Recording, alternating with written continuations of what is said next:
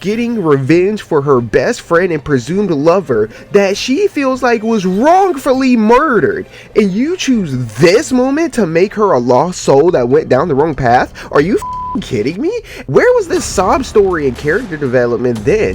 Where was it when the League of Villains were literally doing nothing? Literally the final major battle of the show, at least her final battle of the show, to double down on Uraraka being thoughtful and compassionate? So a lot of YouTubers use this ratio on screen to do some kind of call to action to get you to subscribe to them, because in theory this means the closer they are, they're 50-50, the higher the average viewership will be.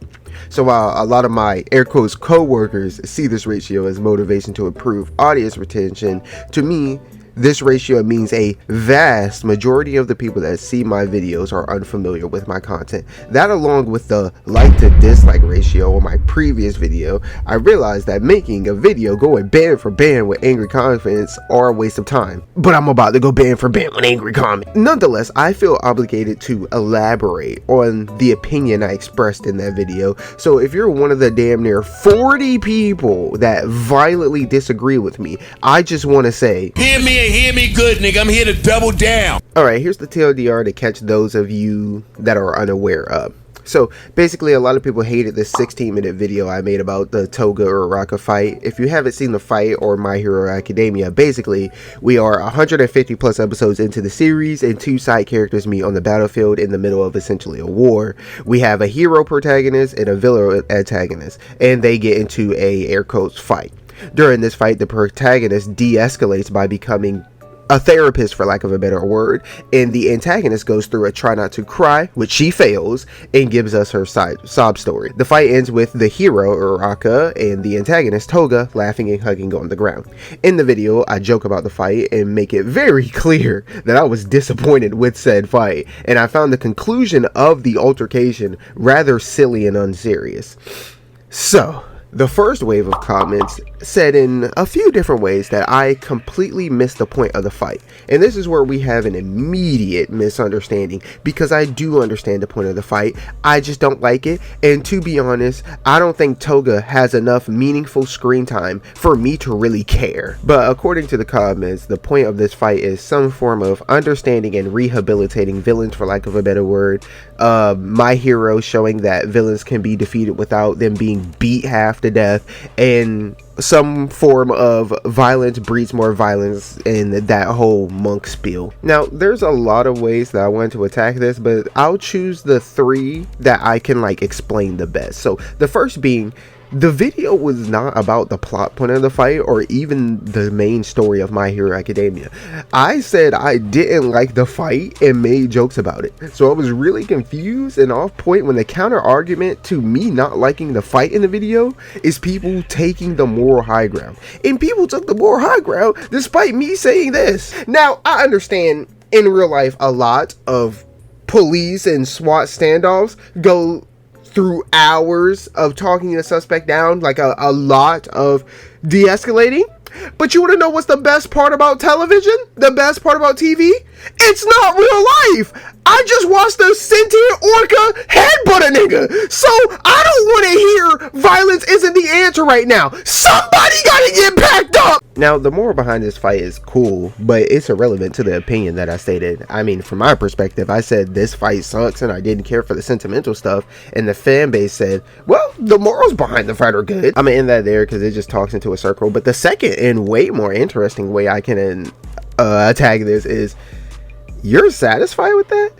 I'm gonna boil this down to black and white, and it will ignore the plot points, but for the sake of the video, hear me out. What do we learn about the characters in this fight? Starting with Uraraka, we learn that Uraraka is relentless along with being thoughtful and caring. The altercation shows off her emotional intelligence. In a vacuum, this is awesome. But here's my issue. Fuck the stereotype of girls being soft and compassionate, which is a point someone smarter than me can make. My problem is, we already know that Uraraka is compassionate and understanding. And not only has the show already shown that, but if the show wanted to double down on it, My Hero Academia over the span of 7 fucking seasons has a lot of slice of life episodes and training episodes. You could have have done it there. You could have done it when Midoriya was getting bullied by Bakugo. You could have done it during the music festival. You could have done it literally anytime during the area arc. And you already made a phenomenal showcase of Uraraka being thoughtful and emotionally intelligent on the behalf of another character when the citizens refused to let Deku live on campus. So throughout all of that, you choose literally the final major battle of the show, at least her final battle of the show, to double down on Uraraka being thoughtful and compassionate.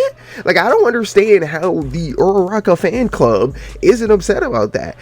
Uraraka starts as the best of both worlds. She's the ball of energy hero that gets along with everyone and also has the grit to go band for band with the show's strongest character at that point in time. Now, she got cooked, but we saw her go from this to a battlefield therapist, and people are defending that after 6 seasons of being shelved and being nothing more than a classmate and a love interest to the main character. In an era where we really appreciate the side characters, like, some people find like the main character being your favorite character as being chalk or even corny. So this is like an era where side characters are thriving, and you know what I mean. So Uraraka has already done the side character shit that just makes her a good, you know, lovable character, but this was her chance to do hero shit, her chance to say, not only am I still the girl that showed that I don't need Deku's tactics or Ida's speed to go band for band with anyone, but I'm better than that person you saw in season 1 or season 2. Uraraka was literally robbed of her moment. A moment where people like me and sarcastic chorus could say, you know what? Ochaco really put it together, right? She really redeemed herself. Now, some of you evidently felt like Uraraka doesn't need some major victory or battle to be a good hero, and you're okay with her doing what she did in the fight. And guess what? You're not wrong. We just have to agree to disagree because we want two different things from the character. I bring up sarcastic chorus because him and a large portion of his comment section agree that Uraraka was ruined as a character, and his video is 2 fucking years old, so it didn't even cover the dumb shit that happened in season 7. But as for Toga, what do we learn about her? Toga is an outcast. I feel like in one way or another her quirk led to society and even her own family not giving her a chance, leading her down a path she doesn't necessarily agree with. Admittedly, great character depth, and it's so good that people are like, how could you possibly not like this? And it's not that I don't like it. My issue is, why now? I can't remember exactly when Toga is introduced to the series, so I'm just going to have this overarching point in this take, okay? But the League of Villains goes into hiding twice, maybe even 3 times, but at least twice they go into hiding. Where was this sob story and character development then? Where was it when the League of Villains were literally doing nothing? Where was this sob story during the flashback of the League of Villains just chilling, and when they was over there and Stain pressed Shigaraki for not having motivation? Where was it during the Redestro side quest? I can't elaborate for Toga as much as I did for Uraraka, but over the course of 3 to 4 seasons or however long she was in the show, you had plenty of time to muscle in a backstory for her. Why you choose now, the climax of her story, the moment where she is getting revenge for her best friend and presumed lover that she feels like was wrongfully murdered, and you choose this moment to make her a lost soul that went down the wrong path? Are you fucking kidding me?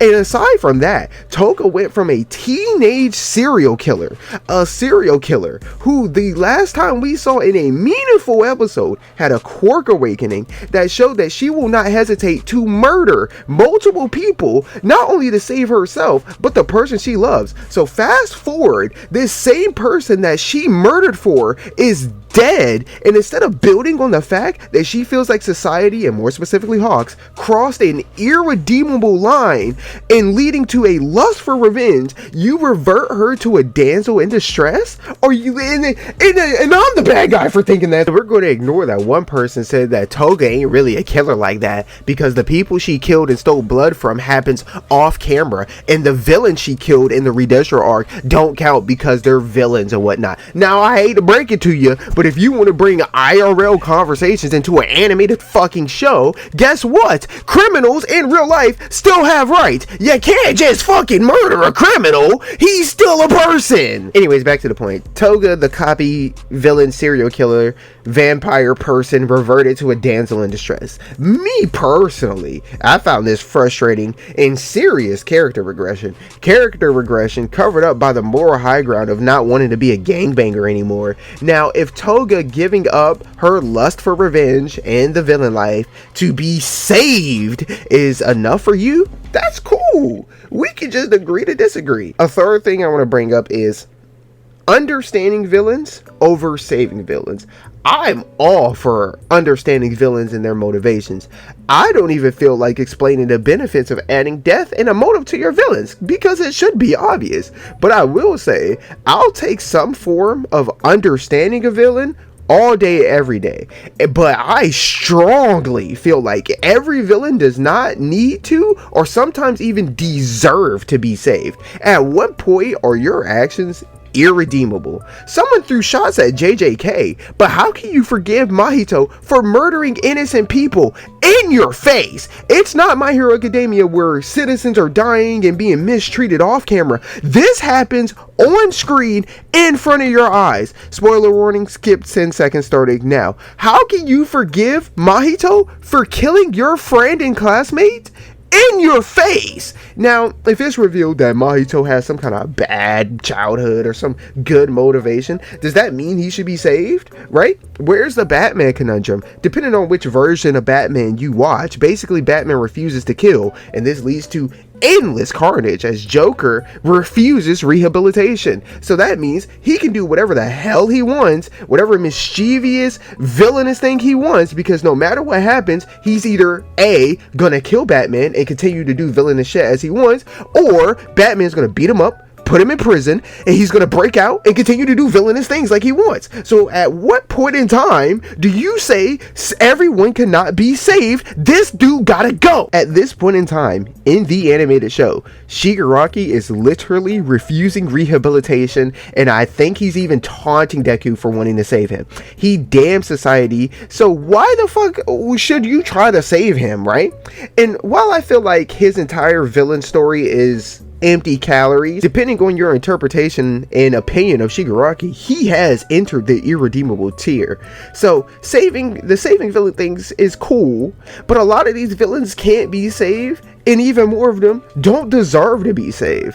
In a show like My Hero Academia, outside of All For One and Shigaraki, you can literally restrain and jail them like you did Stain, albeit Stain got hoed too.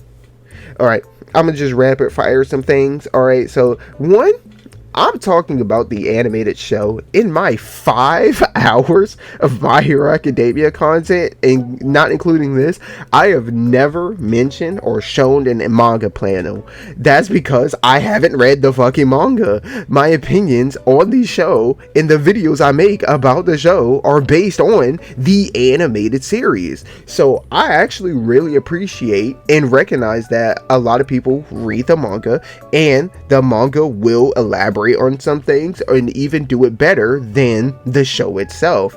Alright, so I don't mind people saying like, hey, the manga is different. That's cool. We can chop it up. I can learn something new about the show, and if I end up making another video, it'll help me add a little bit of perspective to some of the things that I think don't make any sense.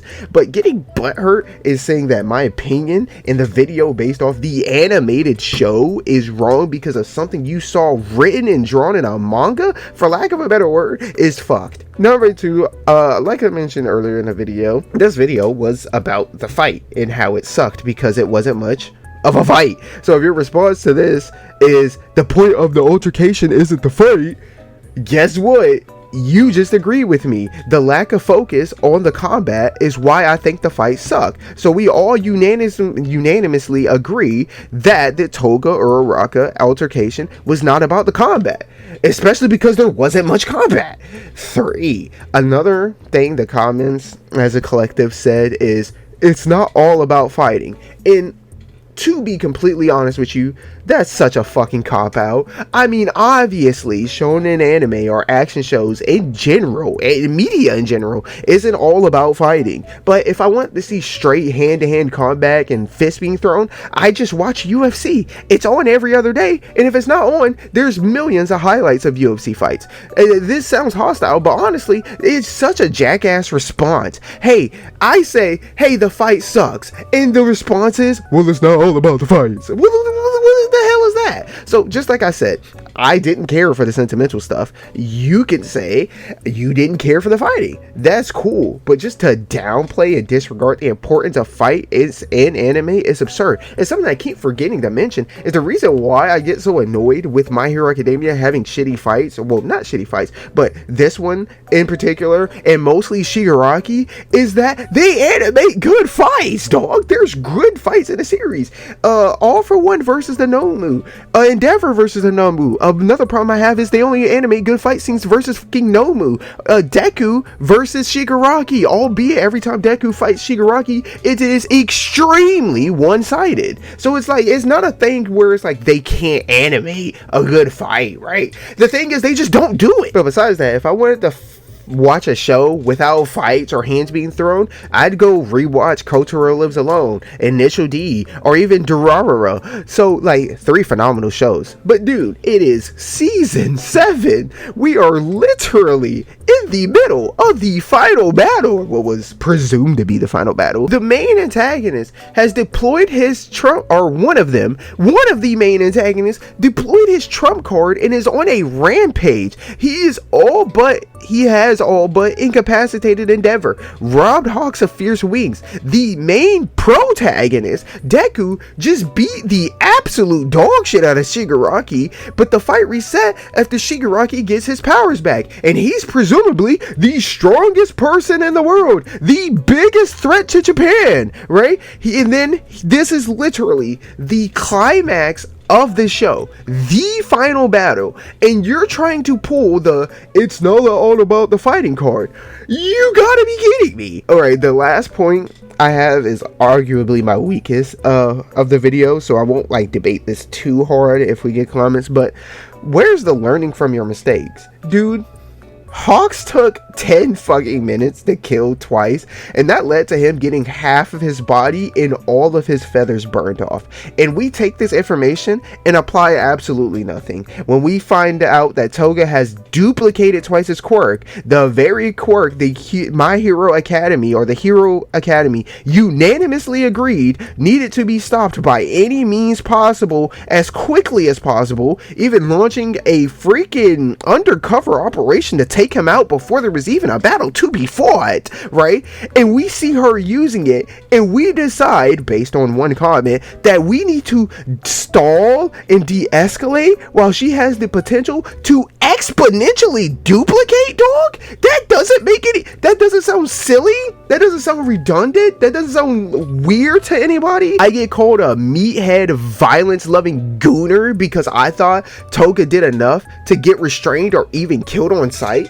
Because I thought she had enough build up to deserve a proper fight? I keep popping the 2 comments up about the boob joke and whatnot, and I forgot to mention that, dude, I was so annoyed that these 2 comments were saying that I made it sexual, when literally all I did was make a joke about a coincidence that happened. I literally put the quote in the video where she says Uraraka is reaching for Toga, and she makes a metaphor for, I'm going to be your helping hand. I'm reaching out to give you a helping hand. So she says, I'm going to reach out and touch you. That is literally the direct fucking quote. Okay? I put the quote in the video, and I said I found it funny how she says I'm going to reach out and touch you while they are showing Toga's boobs on the screen. I didn't make it sexual. Nobody had smoke for them animating and choosing a scene where they're panning to Toga and her breasts are on the screen. Nobody had smoke for that, but they had smoke for me pointing it out. And then also I wanted to put that in the video to point out how silly it is that Toga is naked in the fucking first place.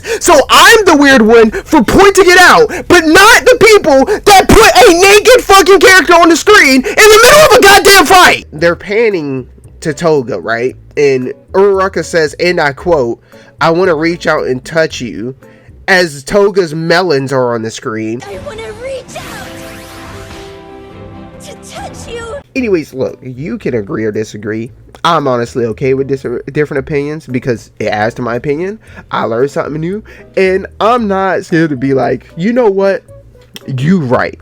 You know what I'm saying? Or you might even say something that motivates me to do more research, to come back and spin back on my point and try to prove it harder, or admit that I was wrong, which is something I need to do for Dobby, which I don't think I was wrong about Dobby. I just think he redeemed himself. But anyways, stomping your feet, insulting me or my video, and then running off like a fucking 5th grader does absolutely nothing for me, and it definitely doesn't defend, like, it doesn't help your ability to defend what you believe in, or at least take a fucking loss. Normally I keep this to myself and whatnot, but I would have post more on this channel just because I really love this main channel and whatnot, and I like talking. But yeah, you know, I just wanted to keep it shits and giggles. I felt like a lot of my videos were taking too long to edit because I wanted to make like irrefutable arguments. Like, there's no way you can possibly counteract what I'm saying. You can disagree, you can bring up something saying, hey, there's more to it, but you cannot tell me I'm wrong because the evidence is literally on screen type deal.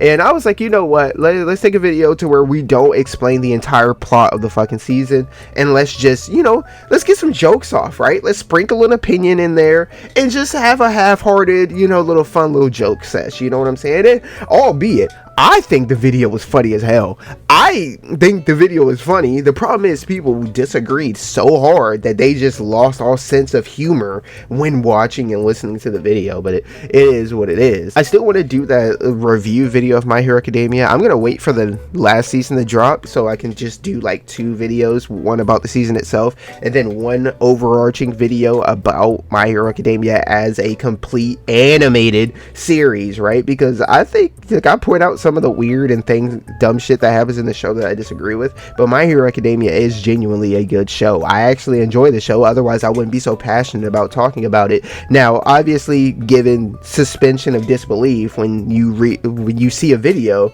you do not know my feelings about the show. You only know what I say in the video, right? So of course, when I'm saying like Shigaraki is a shitty villain, or Toga and Uraraka's fight got hoed, or Endeavor should have been way better than what he was because in the series fucked him, right? Like, it comes off as I dislike the series, and unfortunately I can't make an hour-long video given all the context, and nobody's gonna watch a section of me saying, well, I actually think the show is really good and I really like this specific moment in this, but you know what I mean? So I will save it for that, and I can say like, hey, I liked this, I dislike this, and the you know what I'm saying, stuff like that. But anyways, I'm gonna let this show breathe for a little bit, and then we're gonna come back with I don't know, I think there's some other videos I want to make. Like Dobby definitely needs one, and I don't know who else, but I know I need to do one for Dobby, but I just need to rewatch the fight so I can give a valid opinion on Dobby as a character and whatnot. But until then, if you made it this far in the video, I really appreciate it. If you're one of the people that left a comment and you initially disagreed with me, but you were able to elaborate on your opinion, like there was 2 people where we were like, okay, I see you, like they didn't agree with what I said, they didn't say I was right or wrong, they were just like, hey, I want you to understand my perspective. And I was like, no, I understand where you're coming from, you know what I mean? Like, I can get there. It's like, I still disagree with you, but I understand where you're coming from. My thing is, when it comes to stuff like subjective, like a TV show, I don't really care what your opinion is. I might think it's silly, stupid, or fun. My thing is, how did you get that opinion? That's the part where I'm gonna start beefing with you, right? But if I say, you know what, I disagree with your opinion and even how you got that opinion, but I can understand the logic of how you came to that conclusion, I'm cool with you. It don't really matter to me because you probably think the same thing about me. You probably think my opinion is dumb, but at least I laid it out and I said, yo, this is how I came to this conclusion, and you can choose any part of that where you disagree and think I shouldn't have came to this conclusion, and I will offer a rebuttal, and eventually we will come to it. You will either come to my side, I'll come to your side, or we can agree to disagree, because at the end of the day, it's just a fucking opinion. But anyways, if you made it this far in the video, I really appreciate it, and until we meet in these other videos that apparently I'm gonna let this fucking show breathe, remember, or that's not what I'm supposed to say, until we meet in the comments, remember, every don't man, because we know we up next, sponsored by Tari.